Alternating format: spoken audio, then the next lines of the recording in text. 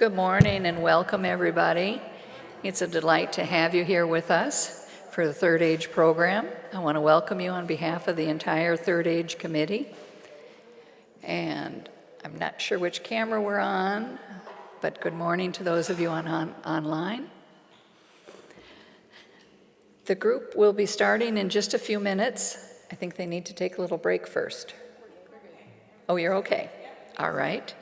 Then, Carol, would you like to introduce our guests? Yes. Thank you, Sue. Welcome, everybody. It's my pleasure to introduce Marisa and her Smiling Drum Studio, which is going to present us with some wonderful music this morning. Let me tell you a little bit about Marisa, and she can tell the rest of you about the rest of her group. Marisa Cuneo-Linsly has been drumming since 1995. Her main teachers have been Colleen Haas and Kari Jome.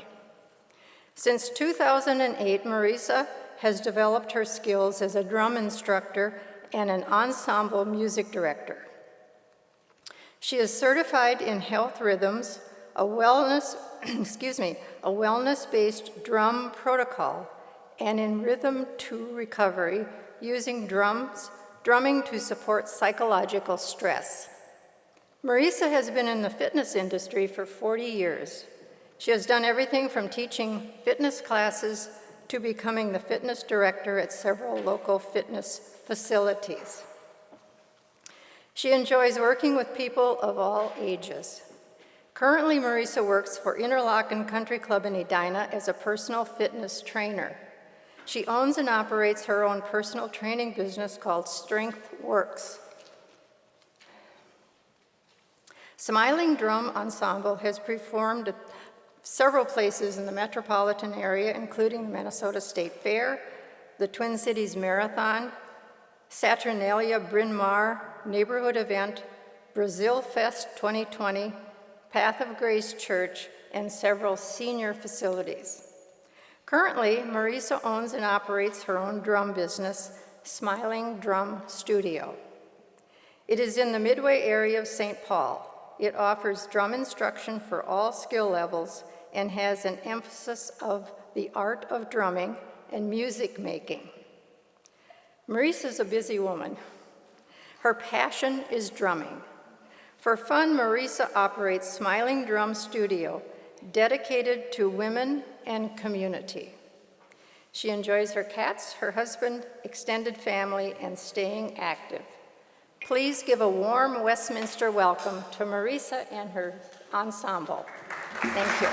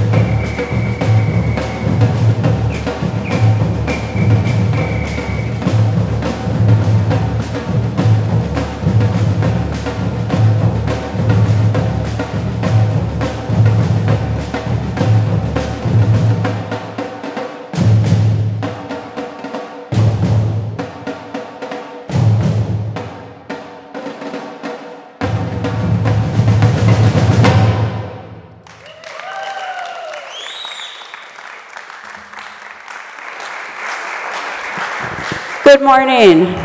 Well, thank you so much for having us here today. I wanted to just make a little statement to say that we are a community group. So this group takes classes, and then we enjoy learning and sharing world drum music in community. Because our world drum music is for community. It is about making connections and coming together. So anytime you feel that you'd like to add something with a little movement or clapping is very comfortable for us too. So this ensemble, we enjoy learning and sharing world drum music, and we also like to support female drummers. And many of the pieces we play have been written or arranged by female artists. Some of my music instructors and others in the community that we have come to know and build on our community through women percussionists. But they will all have an influence of African, Brazilian, Caribbean, and American music. So we've got a variety of that. So on your table, we've got that white sheet that talks a little bit about the pieces we're playing.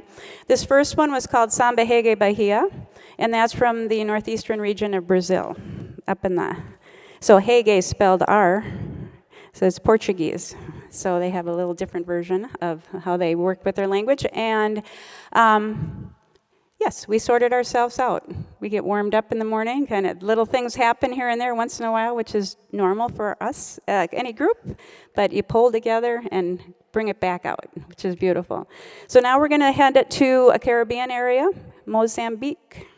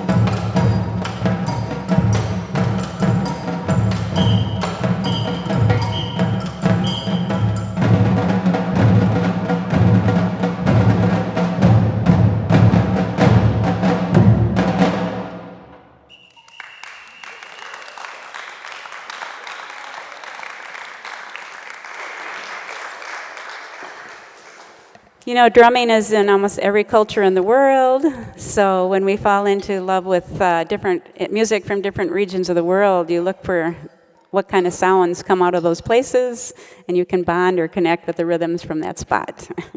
So that was the Caribbean area. So are there any questions of any kind related to what you're seeing?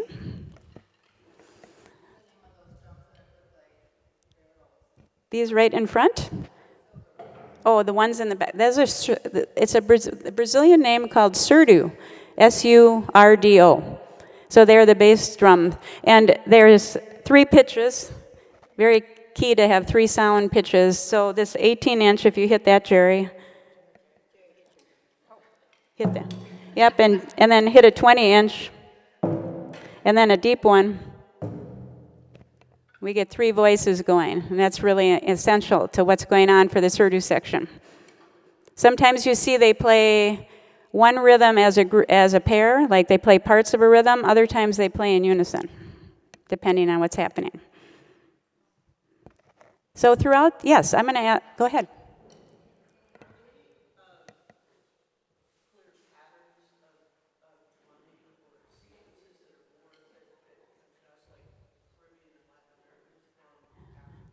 Yes.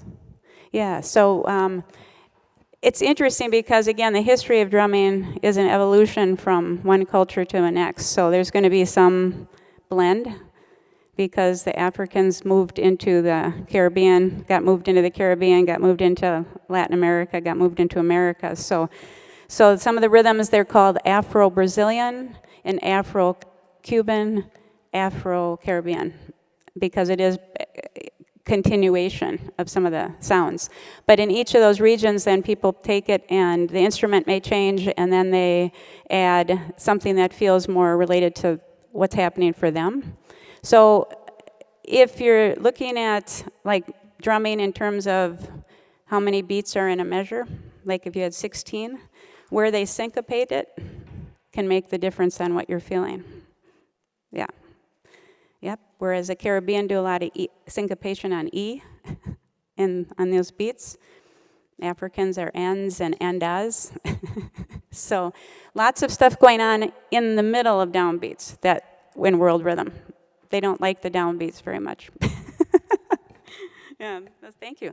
So I'll keep asking for questions in between.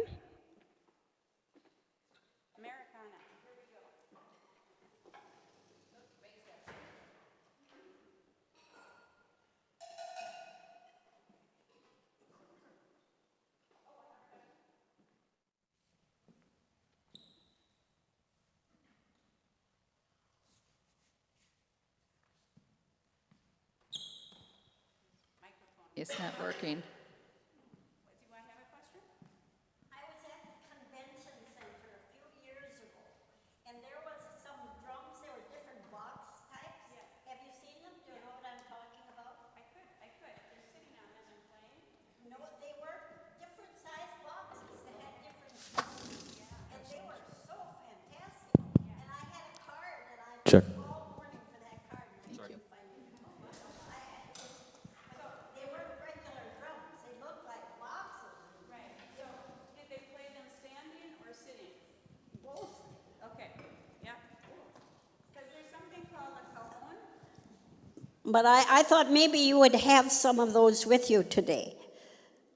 We do have a couple members that have some boxes. They're boxes. Nothing like that. They were just different shaped boxes. Right. Yeah. Made out of wood? Yes. Yes. And cajon, C-A-J-O-N. Cajons are a very popular, And again. they sounded really good. Right. And I was going to bring them so Leo could see them because she plays the drums. Who does? Right there with the All purple right. shirt. This is what we She's want to know. She's a great drummer. She plays in the Roxy Hall Band. We love it. We love the Soul Sisters. Right? Woo! Good. Good. Yes, the cajon. So again, the region, sometimes they're going to be down in Central America, as well as different areas in the Caribbean. Okay.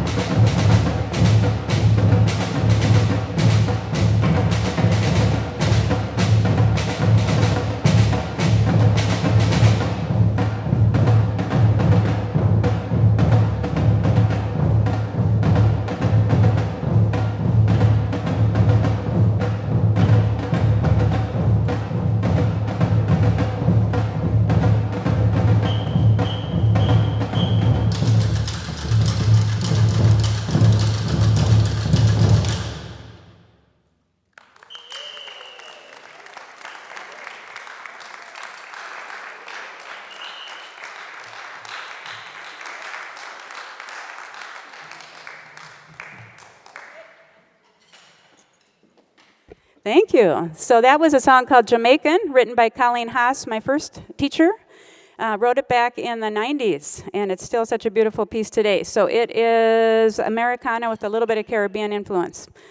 But it was for Take Back the Night, so we wanted to be marching out on the streets with that one. It's a little bit more marching band-like. So we are going to have people sit. Yep, you can sit at a table if you'd like. Any other question for a moment? Otherwise, we are going to spend a little time now talking about the history and the health benefits of drumming. So drumming has been a part of our cultures from the beginning of time, and we feel that there's a good reason for that. And so I have Jen Mott here, one of our drummers, and she is going to talk about the history of drumming. Well, welcome everyone. I'm glad to see that you're here. And thank you, Carol Belfort, for organizing this. We appreciate that. And it was fun to meet Margaret Fox, the leader and one of your pastors. She gave a great speech and kind of told about her background. So she's quite a storyteller, so you're very lucky. My talk is focused on a few of the many gifted women drummers and a brief history of drums. Presently, women only represent about 11% of the total drummers. Lines are blurred between the meaning of drummer versus percussionist. A drummer is often described as only playing a set drum, and a set drum just means there's a variety of 3 or 4 different size drums and a cymbal and a foot bass that they play. A percussionist plays a range of multiple percussion instruments, but a drum actually is a percussion instrument. There's a wonderful book titled When Women Were Drummers by Lane Redman. She was an American drummer, frame drum player, writer, teacher, historian, and a spiritual leader, as well as a mythologist. In her book, she references women drummers as far back as 2380 BC, with the first woman drummer being a priestess named Lipushuru, who lived in Ur, which is now called Iraq. She played a small frame drum, which she used in liturgical chanting. Another reportedly excellent book is by Angela Smith, titled Women Drummers, that discuss women drummers from pre-biblical times to rock and jazz and to blues and country. I am mentioning only a few of the many talented professional women drummers. Viola Smith, I don't know if you've heard of her, but she just died in 2019 at the age of 107. She was born in Wisconsin, and her father was a professional cornet player, and he owned a dance hall and a tavern, and he had 6 girls and 2 boys. So he had all of his kids take piano for 2 years prior to being on an instrument. So then Alice Smith was his 6th daughter, and so she was lucky enough to get the drums, because that wasn't played yet. And then her brothers said, "Why are you having an all-women's drum group?" And the dad said, "That's what I'm going to do," so they quit after their 2 years in piano. Anyway, she also, her kit drum signature, usually there's 3 or 4 drums. She played 13 drums at a time. And, you can look on YouTube and they'll show her with her drums, and, that's something that hasn't been done. I think there's a couple of fellows that have tried to do that and have succeeded, but before that, no one could do that. At the age of 102, she was interviewed by Canadian Chris Lasso on his Life Through Rhythm TV documentary. And that can also be viewed on YouTube. She was very articulate at age 102, and it's amazing. She actually drummed into her hundreds. She actually was in 2 movies. She played for the NBC Symphony Orchestra. She lived in New York. She lived in California. And she, they would drum like 5 gigs a day and sometimes 7 days a week. So she actually also played for President Truman's inauguration with her band. So she was quite capable. Then there's Pauline Brady. She was one of the first African-American professional drummers, and she specialized in jazz. She was known as the Queen of Drums. And Evelyn Glennie is from Scotland. She is a deaf drummer. She has a TED Talk on listening, how she can still hear through her body and her movement. And that video is on YouTube. Of course, you can get a lot of stuff on YouTube nowadays. And then there's Karen Carpenter, and she sang and drummed simultaneously, as have other professional drummers. And I will tell you that none of us can drum and sing except maybe Marisa, but none of the others have accomplished that yet. So when there's a song singing on our last couple of songs, hopefully you'll sing loudly. And then there's Annika Nilles from Germany. She's an innovative set drummer who has 17 million followers on YouTube. And Hannah Wilton, she drummed with Prince and said he was a musical genius. She said, I never heard an off note from him. And when Prince first met her, his first thing that he said to her is, do you play ping pong?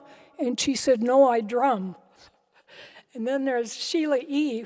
She was a lead drummer with Prince, and she was also a vocalist. She was a rhythm and blues drummer who's known as Queen of Percussion. And Cindy Blackman Santana, she was an excellent jazz and rock drummer. And then there's Nikki Gleason. She specialized in jazz, funk, and soul, drummed for Beyonce's backup band. She drummed at age 2 with her mother playing at the keyboard at their local gospel singing church. So she's got we don't have that experience. And then finally, Bobby Hall. She was a Motown prodigy at age 11 who worked with top rock, soul, blues, and jazz artists. She often worked behind the scenes and was responsible for some of the most well-known sounds in recorded history. Hall drummed with notables such as Bill Withers, Janis Joplin, Marvin Gaye, Bob Dylan, Carole King, and Stevie Wonder. Her fellow musicians said that she was able to make other drummers shimmer.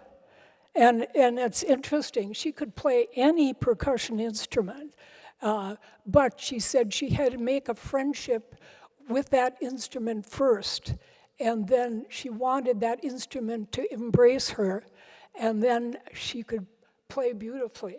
So that's quite a thing. Now to drums. Drums evolved over centuries of innovation. Historians believe that human beings initially beat on objects or stomped on the ground to make musical sounds. Producing sound was useful for both communications and as an accompaniment for dancing and different religious ceremonies. Idiophones, which are vibration instruments, were thought to be made from mammoth bones dating back to 70,000 BC. Drums came about in Neolithic cultures originating from China as far back as 5500 BC and later spread to all Asia. Artifacts from China suggest that drummers played clay drums covered with alligator skins. Archaeologists discovered hieroglyphics depicting people playing drums at religious and cultural gatherings. This period also saw the creation of intricately detailed bronze drums called dong sun, made in Vietnam in 3000 BC. And if you Google that, you can see it's amazing. Their metalwork on those drums is beautiful. Between 1500 BC, Sri Lanka and African people made drums out of tree sections and animal skins. Drumming sped to Europe during 1200 AD via the Mediterranean trading routes.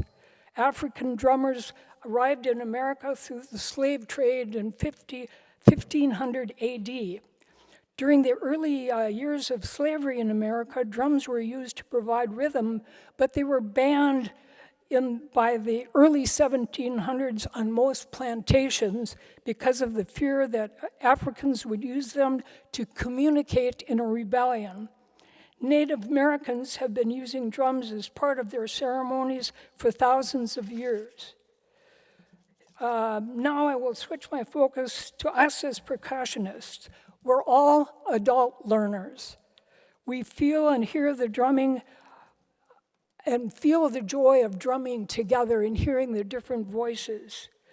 Marisa is our gifted teacher. She has really done a lot to make this successful. We could not do it without her.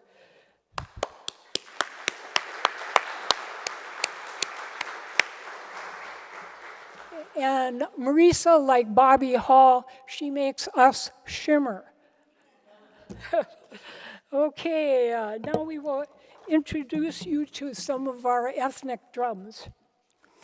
I will explain them and Marisa will demonstrate. First is the conga. The conga drum has Afro-Cuban roots, the result of bringing thousands of slaves to Cuba from the Bantu-speaking Congo region of Africa during the 17th and 18th century. Around the time Cuban slavery ended in 1886, African drumming merged with Latin percussion and the conga drum was born. So Marisa will play.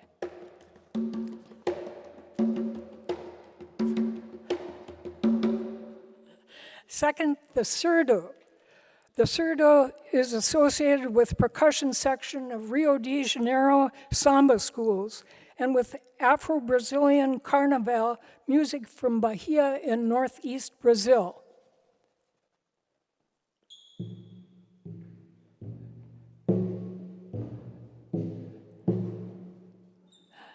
And then the tom. The earliest toms go back to Asia in the late 1800s. They were imported to the United States in early 1900s. It wasn't until the 1950s that plastic heads became available like we have. So.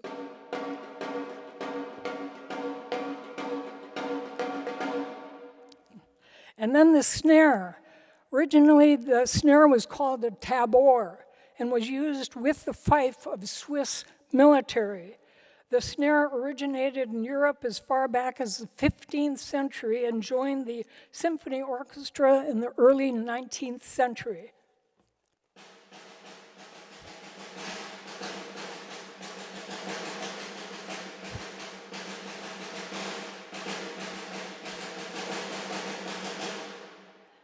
And then the clave. The clave is a rhythmic pattern traditionally played on two sticks, started in Africa but was perfected in Cuban music.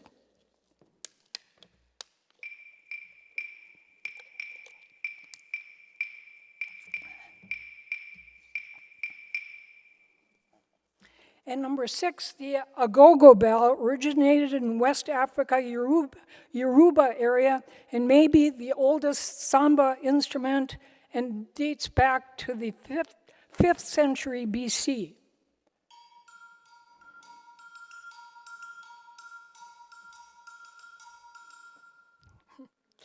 And number 7 is the cowbell, We associate the cowbell with Saturday Night Live and Will Ferrell, but originally the bell was placed around the necks of domestic cows. The musical cowbell originated in the United States in 1904.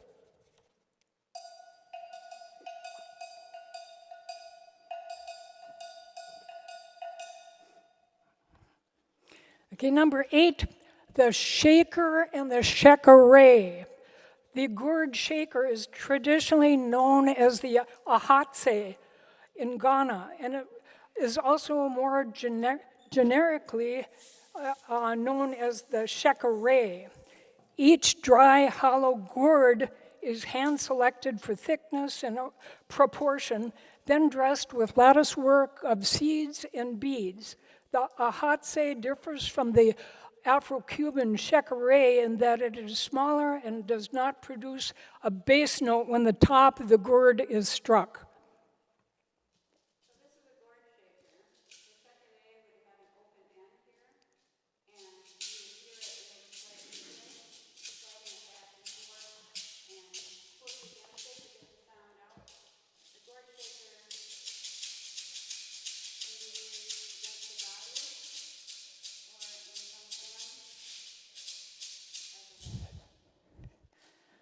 And number 9 is the djembe, spelled D-J-E-M-B. It's the most popular West African drum invented in the 12th century. High-quality djembes are made in Mali and Ivory Coast. You can also get them from Guinea and you can get them from Ghana, but you have to be very careful as far as researching because there has been some challenges in the quality of them.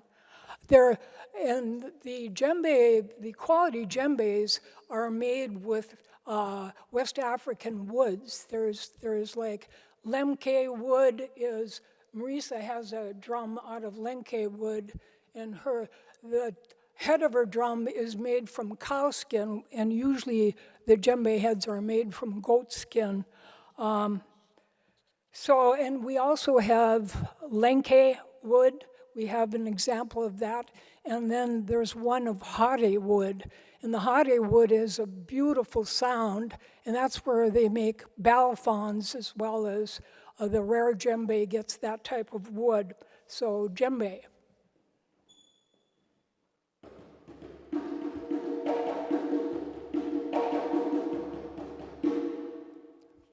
And finally, number 10, the dunduns. They are two-sided cowskin drums played with sticks and often a bell. The generic name dundun is an ancient West African instrument. Music historians date it back as early as the 14th century. Seeing a djembe player unaccompanied by a dundun is very rare in West Africa. The beat of the dunduns defines a particular rhythm, and the bell is actually the key to all rhythms within this tradition. Presently, high-quality dunduns are made again in Mali and Ivory Coast, West Africa. Marisa will play the three-pitched ballet-style drums. They're called the kikini, that's the smallest, sangban and dundunba, and secondly, she will play a village-style dundun drum with a bell.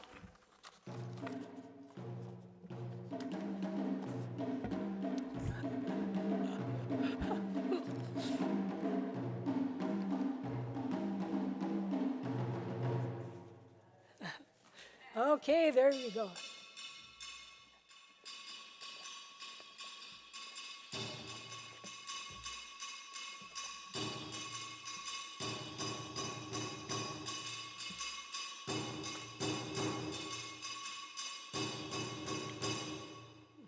Okay, now it's Marisa's turn to talk about health benefits of drumming.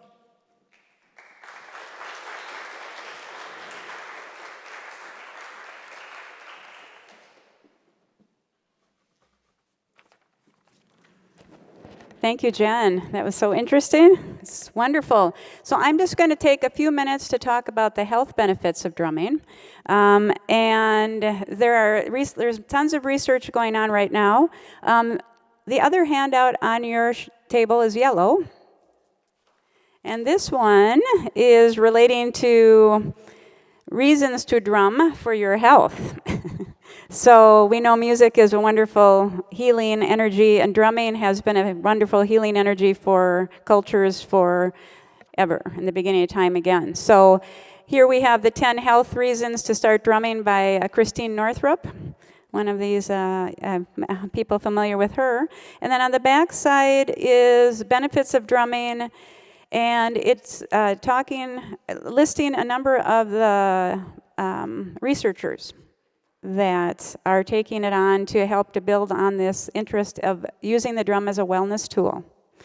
And so also on the back are recommended books that Jen had referred to when women were drummers, and we have a little bit of table over here showing some bibliography and some books if you'd like to take a look at that before you go too.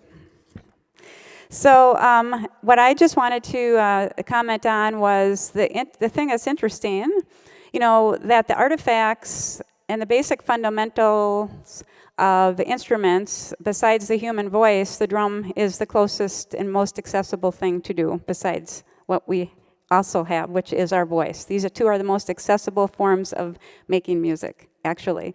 So again, I also think it's interesting that drums remain one of the most integral parts of modern music culture, too. So they hold their weight in terms of things that go on and what they do for us. And you understand that the basic concept of drumming is to bang, scrape, shake, any kind of material to make a vibration. That's what drumming is. So it can include so many sounds, and we can move into the arena of sound healing, like certain sounds, all drums have a different voice. When you look at the djembes, if you were to play any one of these djembes, they will not have the same voice, but together they sound beautiful. But a certain djembe may resonate, the voice may resonate with you. So that's another journey that we do as drummers, is we're looking for things that call to us and help us in a healing way, in that concept. So drumming is striking of one solid object with or against another to make some degree of force, and then sound and vibration. So meaning accessible, when I say it's accessible, it means that I can have you drumming in 1 hour. So that is to say that it does not take years to develop the skill to play a basic drum beat in percussion. So it's something that's more common and easy for us to do together. And sometimes with rhythms and a sense of percussion and rhythms, you don't even need to be taught. It'll just come out of you, because we have rhythms all around us all the time. So drumming without instruction is called self-expression drumming, and it works when somebody starts a beat and then the others in the group do something that they feel should go with that. And it's a beautiful thing. It's kind of like magic. So I experience this weekly. I do a memory care drum circle. I do memory care drum circles. So I don't need to do much instruction. I just bring the instruments and I do some gentle facilitation, and it's amazing what happens when people come together in this kind of energy that is a form of communicating and connecting. So we just have to get out of the way and let that happen. So I want to, one of the rhythms that links us all together obviously is our heartbeat, right? If we put our hand on our heart, right, we're going to have a beat that goes boom, boom, boom, boom, right? We have that. So I'd like to take a moment for us to actually play the heartbeat together. So you can play it on your body, boom, boom. You can play it on the table, right? You could play it with your hands. Whatever you feel like doing with that heartbeat. Right?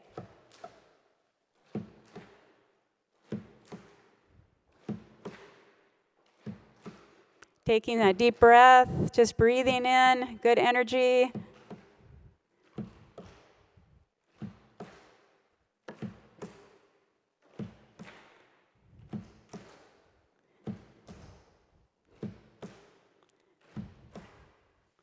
Now, as I count down to have us finish together, I would just say 4, 3, 2, 1.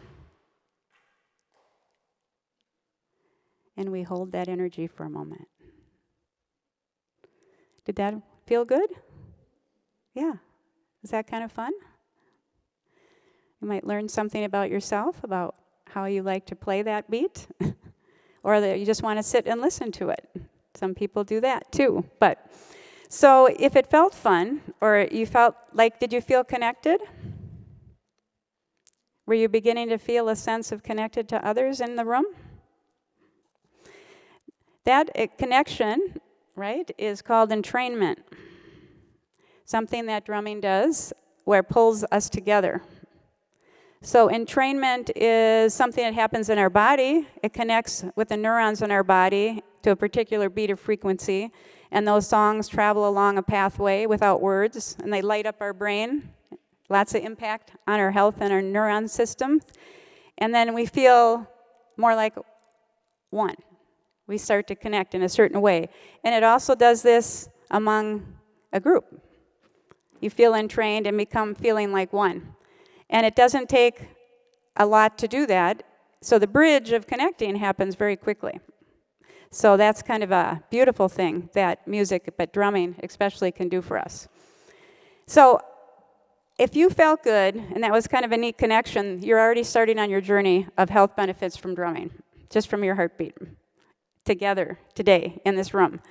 And again, on the handout, I'm listing a lot more benefits, just to mention things like it can help improve concentration, it can help improve confidence, it can help boost brain power and immune systems, it can it lights up so much of your brain when you listen to music, but actually when you play something, it even does more of that, which adds to your strengthening of your neural systems.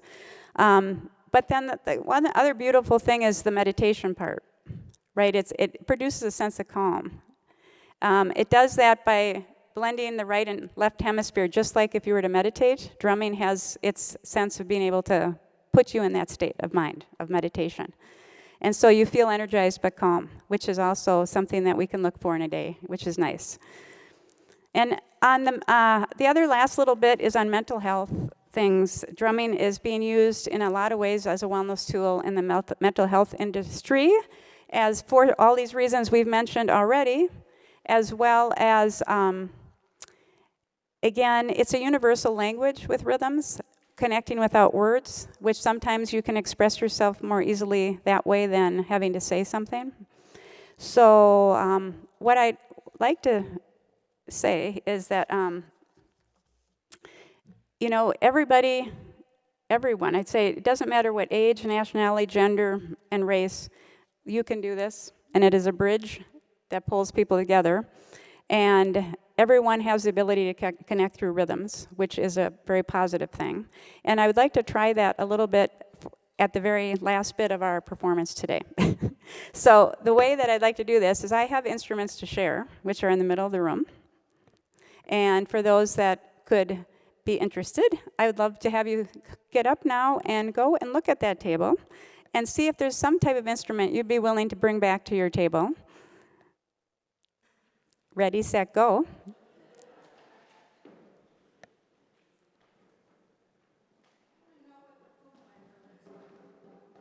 We don't have one of those today.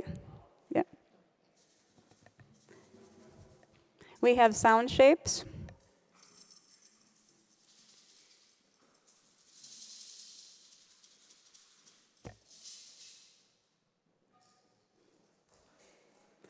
And while they're doing that, why don't we'll get up and move over to our drum for Fangalafia.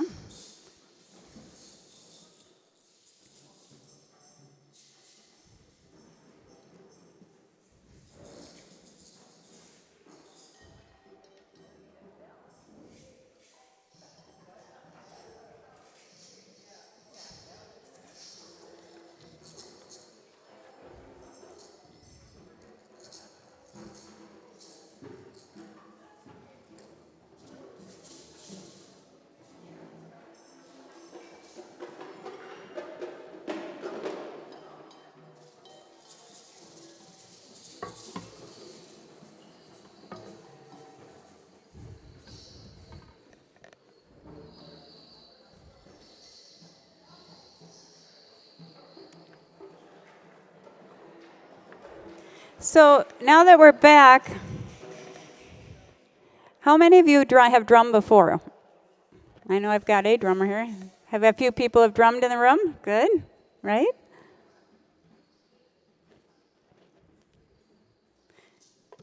Awesome. So now we all have something, well, most of us that want it. So talking through the drum, we can have an example where I have a sound shape, right? I have a sound shape, it has two voices. Right? So I'm going to say something to you through these drums, and you're going to say something back to me with whatever instrument you have, right? So I go, and you.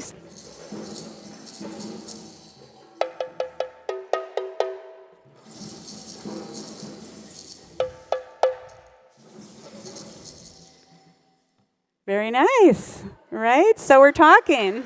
It's beautiful. I was saying, so how was your morning? And you said, pretty good. And I said, it's nice to have you here today. So great to be together. Beautiful. So you can have this is it. We're communicating in a whole nother way. But this is part of our energy of health benefits and what we do and can express and see what comes out of us.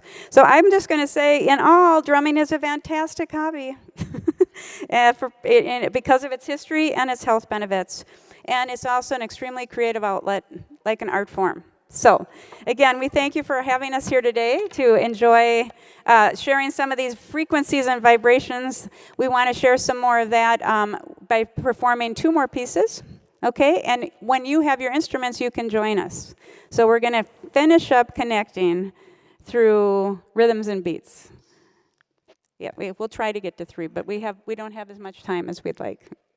So we had 3 more, but time is fleeting by as it can happen to do, right? So I'm going to come out.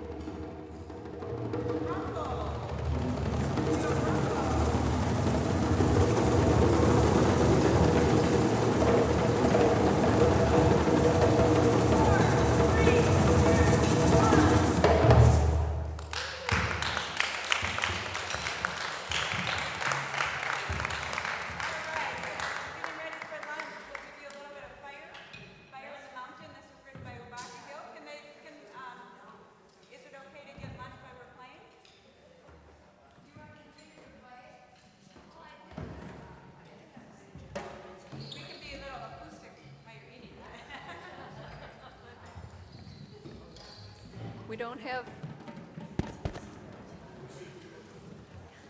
Can you hear me? There we go. We don't have Margaret here to say a blessing over our food. If there's anybody here who would like to say grace, you're so welcome. Otherwise, we'll let Marisa and the group sing us out or play us out while we start gravitating our food.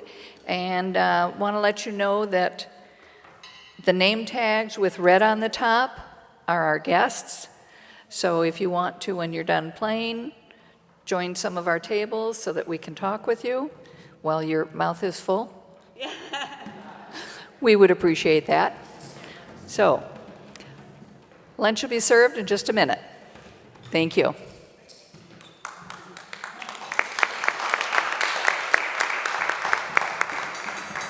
And we wanted to again thank you so much for being with us today and having us come to be a part of your community. It's been a delight to come. And if you have more questions, which if you would, again, we will be here for a bit if you'd like to come and ask, unless there's a question that anybody has. So,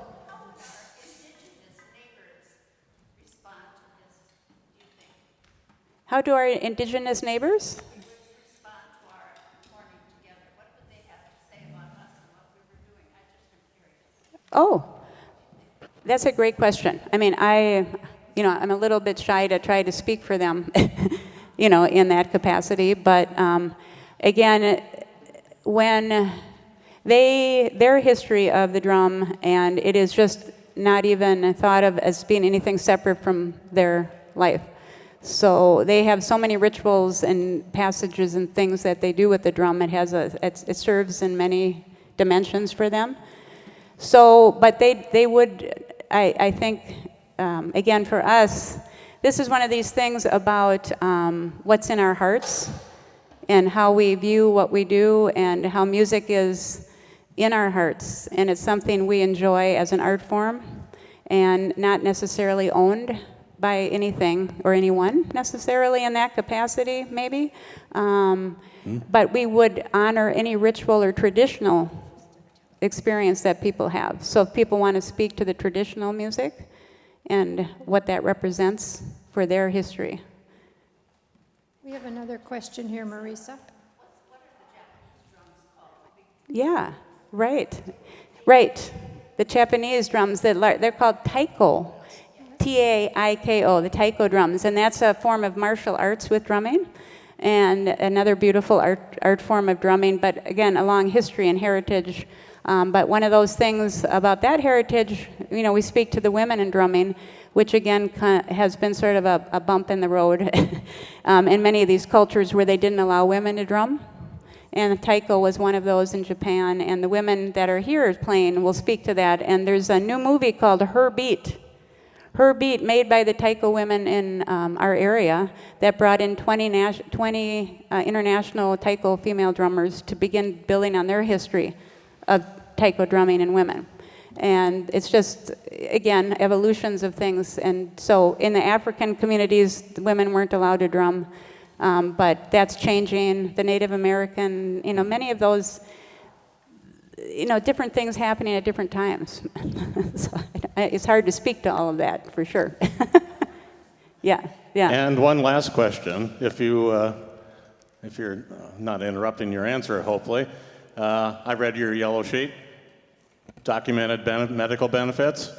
I saw Parkinson's on there. Parkinson's, yes. Yeah, well, that caught my eye because my father had Parkinson's. Okay. He didn't have the type of Parkinson's symptoms that Michael J. Fox famously has, writhing about, uncontrolled movements. Yes. He had rigidity, and I can see where, yes, this rhythmic emotions would have helped him. Yes. One thing that helped him move was to get out in a busy street when he had to move. Yes. Yeah, and one thing I did not see on your yellow sheet, medical condition.